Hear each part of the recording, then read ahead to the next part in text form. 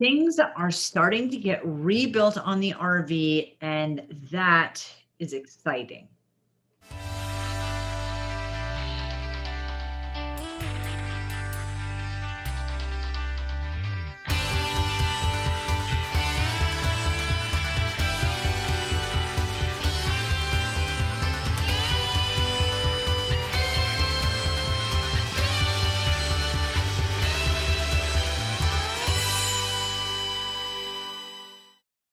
One thing that happened during the demolition, I kind of feel like dropping off the RV with Jen and Joe. I was like apologizing for something that I didn't do. Like, I'm sorry, it's in such bad shape. And actually, it was more that we just kind of felt stupid that we didn't know how to check for that stuff, that we got duped in buying something that was so damaged, and that then we were dropping it off to them like, okay, here it is, fix it. It was great to see things pulled out, see how bad they were, to see that it was all removed and taken care of and cleaned up.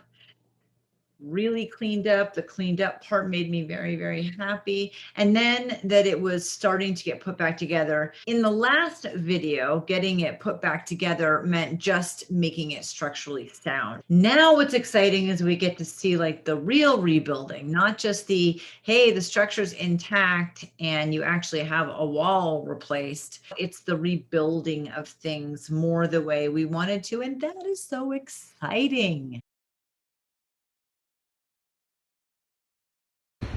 You're good with the flooring, so that's perfect. We'll remove this out next week, and we can start picking out the woods now for the flooring. Up here, Jill's built out, as you can see.